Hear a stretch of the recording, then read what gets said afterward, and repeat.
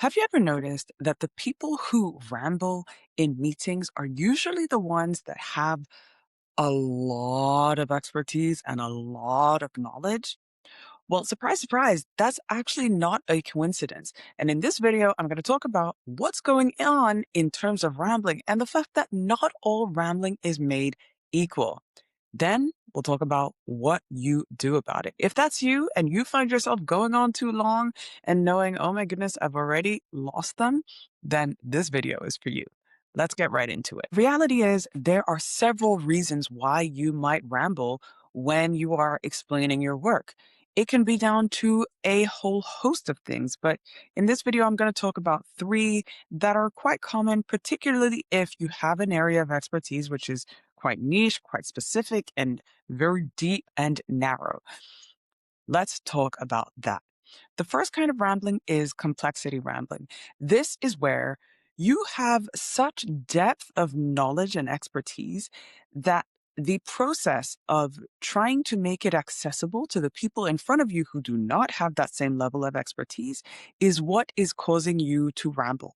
So you may have complete clarity in your head about what you want to say, so let's say you're a DevOps engineer and you talk about deployment velocity or MTTR or other things that might be super relevant to you, which is not relevant to the people in front of you. You might use that and then realize, oh, they actually don't know what that means. And so then you're not actually moving this way. You're then moving back in order to explain the words so that they can understand before you move forward. And that means that your talk goes something like this.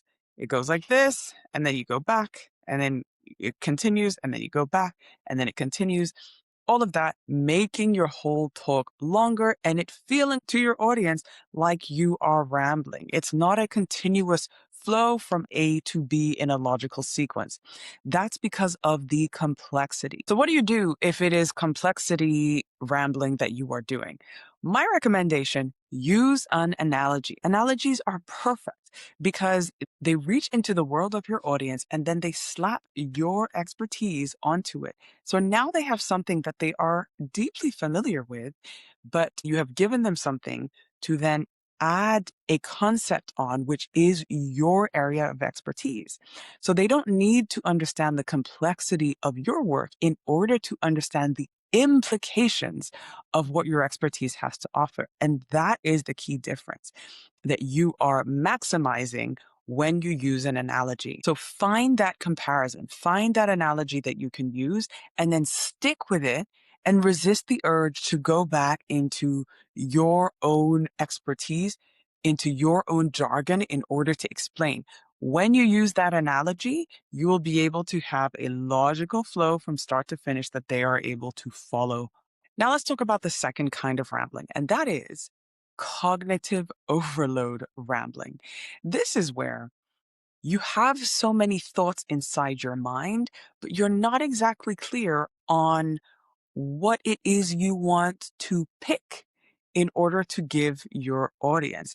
And what that means is when you come to the point of explaining, you are still processing. And so it sounds like you're thinking out loud because, quite frankly, to a certain extent, you are, because you just have so much information about your field, so many areas that you could go, so many things that you could say.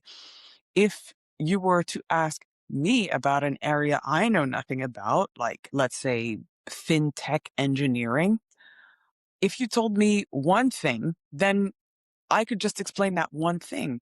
But as soon as you ask for a more complex answer, well, I would still only have one thing to say compared to the person who has so much nuance that they have to sift through all of that in order to come up with an answer and to do so in real time if they have not done the work beforehand. And so, well, surprise, surprise, what is the fix to that?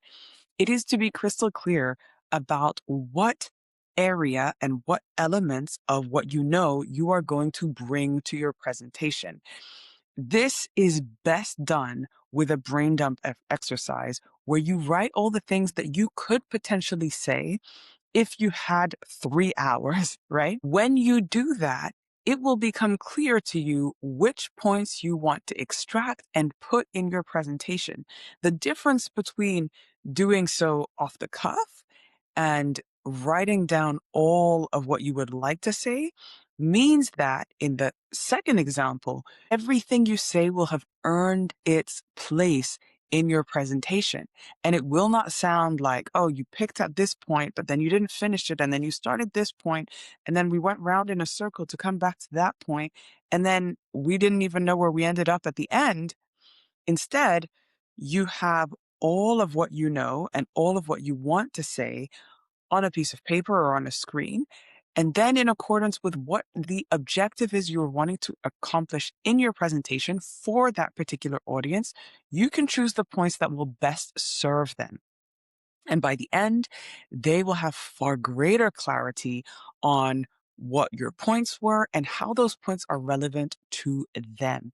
And they will thank you for such clarity in your presentation. Once you've done that, create a headline for yourself for the whole presentation, 10 words that summarize everything that you actually want to say, something that your audience can take away. These two elements, the brain dump, picking what's relevant, and then deciding what your encapsulating phrase is, will stop you rambling because you will have done the work beforehand in order not to go on and on and on. In other words, you will have clarity in your head, which will translate to clarity in your words. Complexity rambling, cognitive overload rambling. And then the third one is a little bit deeper and more subtle. That's spiral rambling. It happens when you give an explanation and you actually give it in quite a concise way. But there's something in you which says, that actually wasn't a long enough explanation. So you go back round and you start explaining again. And then you realize, oh, maybe I can add something else to sound like I know more about this subject. And then you go round and round again and you reach the end. And then you decide, oh, and how about I talk about this again? So part of it is repetitive and part of it is feeling like you need to justify more and more, even though you don't. And this often has to do with a need to show how much we know in order to justify our place in the room or the fact that we have been chosen to give a presentation. And in some way is an overcompensation that seeks to prove that we are actually capable and competent. And the irony is that what happens is that it seems like the opposite. Whenever someone overtalks, you think, why are they overtalking? Because the one explanation was more than enough. There wasn't a need to go on and on about the same point. On the contrary, one of the most valuable things you can do is not go on and on about your expertise.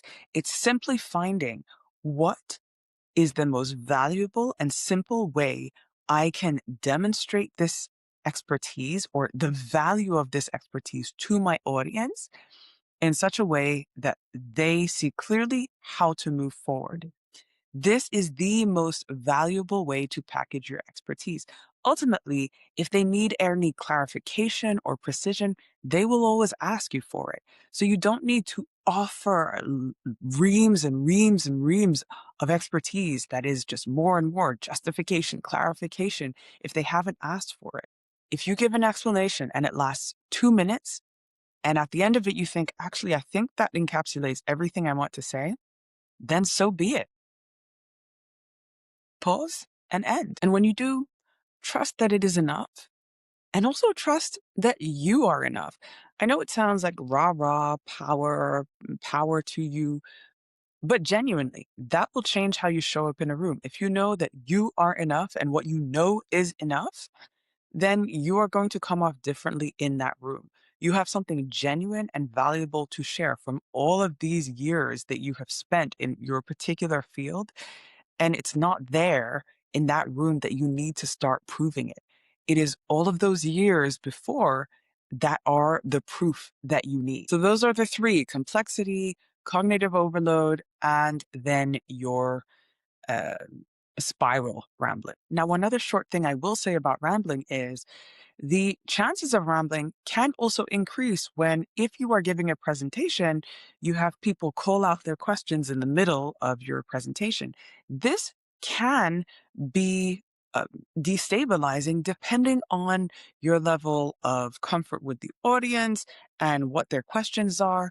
And if you're unfamiliar with the audience and feel actually it's going to take my mind off track from what I intended to say, then you have every permission to say, I'd like to save the questions till the end of my presentation so that I can follow a one line of thought and then come back to your questions when you have all the information. This also ensures that you have a clear path from beginning to end. And by stating it at the beginning, your audience also has that clarity as well. So if you're lost in complexity, use an analogy from the audience's world in order to relate your area of expertise to it.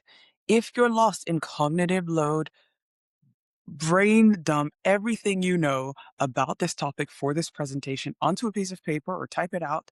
Extract your 10 words. What is the one phrase you want your audience to leave with? And then let that be your North Star. If it's spiral rambling, remind yourself that you're not there to prove anything to anyone. The knowledge that you already have, you already have. If anything, what you want to do is simply make it accessible for the people in front of you.